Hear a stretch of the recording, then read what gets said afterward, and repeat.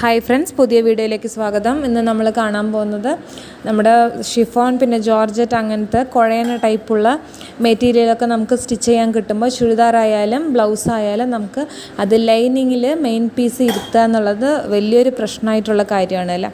അപ്പം ബിഗിനേഴ്സിന് അത് ഒട്ടും ശരിയാവില്ല. എങ്ങനെ ശ്രമിച്ചാലും അത് കിട്ടില്ല പറഞ്ഞിട്ട് ആ ക്ലോത്ത് വന്നാലേ തുന്നാൻ മടിക്കണവരുണ്ട് അല്ലേ. അപ്പോൾ അവർക്കുള്ള വീഡിയോ ആണ് കേട്ടോ ഇത്.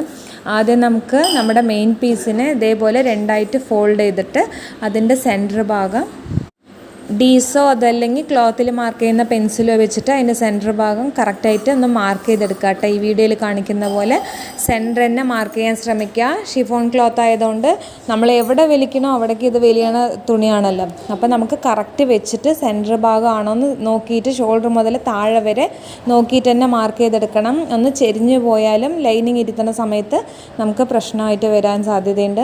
അപ്പോൾ അതൊന്ന് നോക്കി ചെയ്യാം കേട്ടോ.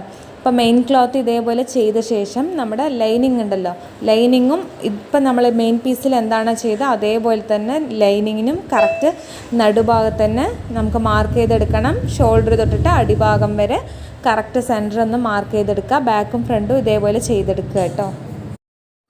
എന്നിട്ട് നമ്മൾ മാർക്ക് ചെയ്തുവല്ലോ, അത് മെയിൻ പീസിൽ മാർക്ക് ചെയ്ത ഭാഗം മുകളിലേക്ക് വരുന്ന പോലെ വെക്കുക. ലൈനിങ്ങിൽ മാർക്ക് ചെയ്ത ഭാഗം താഴേക്ക് പോകുന്ന പോലെ നമ്മൾ മാർക്ക് ചെയ്ത് രണ്ട് ഭാഗങ്ങളും ഒപ്പം വരുന്ന പോലെ വെക്കുക കേട്ടോ. എന്നിട്ട് നമ്മുടെ ലൈനിങ്ങും മെയിൻ പീസും ചുളിവൊന്നും ഇല്ലാതെ കറക്റ്റ് ഇതേപോലെ ഒന്ന് നീവി വൃത്തിയാക്കി കൊടുക്കുക.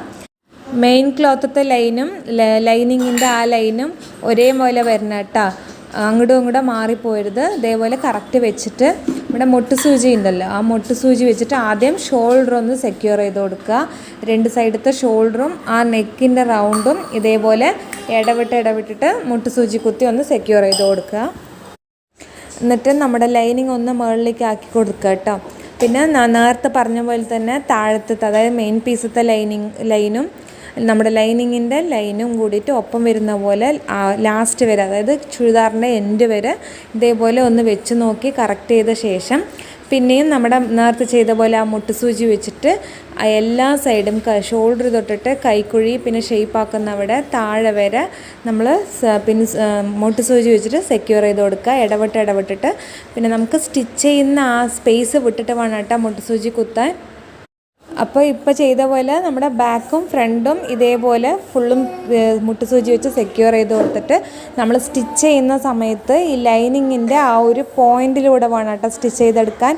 1/4 ഇഞ്ചോ 1/2 ഇഞ്ചോ ആയിട്ട് നിങ്ങൾ ലൈനിങ്ങും മെയിൻ ക്ലോത്തും കൂടി സ്റ്റിച്ച് ചെയ്യുകയാണെന്നുണ്ടെങ്കിൽ നമുക്കൊരു ചുളിവ് വരും. നമ്മളിങ്ങനെ തുണി വലിക്കുമ്പോൾ നൂല് പൊട്ടുന്ന കംപ്ലൈൻറ്റൊക്കെ വരും. അപ്പോൾ സ്റ്റിച്ച് ചെയ്യുന്ന സമയത്ത് ആ പോയിൻറ്റിൽ തന്നെ സ്റ്റിച്ച് ചെയ്യാൻ ശ്രദ്ധിക്കുക കേട്ടോ. അപ്പം ഞാൻ മെയിൻ ക്ലോത്തും ലൈനിങ്ങും കൂടി സ്റ്റിച്ച് ചെയ്തെടുത്തിട്ടുണ്ട് കേട്ടോ.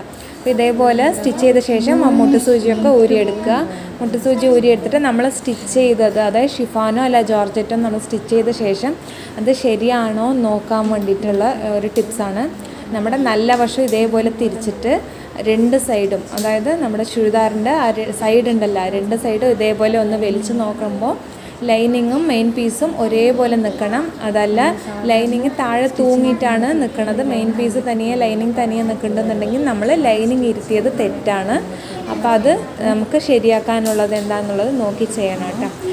ഇപ്പോൾ ഈ വീഡിയോയിൽ പറഞ്ഞിരിക്കുന്ന പോലെ നിങ്ങൾ ചെയ്യുകയാണെന്നുണ്ടെങ്കിൽ ഒരിക്കലും ഇപ്പം ഞാൻ പറഞ്ഞ പോലത്തെ മിസ്റ്റേക്ക് വരില്ല. നമ്മൾ ഇടുമ്പോഴും ലൈനിങ് ഒരു സൈഡ് ഇങ്ങനെ ദേഹത്ത് ഒട്ടിയിട്ട് മെയിൻ ക്ലോത്ത് ഒരു സൈഡായിട്ട് ഒരുമാതിരി വെലിഞ്ഞ പോലെയൊക്കെ ഒരു ഫിനിഷിങ് ഇല്ലാത്ത പോലെ ഉണ്ടാവും. അപ്പോൾ അങ്ങനെയൊന്നും ഇല്ലാതിരിക്കണം എന്നുണ്ടെങ്കിൽ ഈ വീഡിയോയിൽ കാണിച്ച പോലെ നിങ്ങൾ ചെയ്യുകയാണെന്നുണ്ടെങ്കിൽ കംപ്ലൈൻ്റ് ഒന്നും വരാതെ നമുക്ക് ഏത് ക്ലോത്ത് ആയാലും വൃത്തിയായിട്ട് സ്റ്റിച്ച് ചെയ്തെടുക്കാൻ പറ്റും. അപ്പോൾ ഇത്രയേ ഉള്ളൂ കേട്ടോ ഇന്നത്തെ വീഡിയോ. ഇഷ്ടമായിട്ടുണ്ടെന്നുണ്ടെങ്കിൽ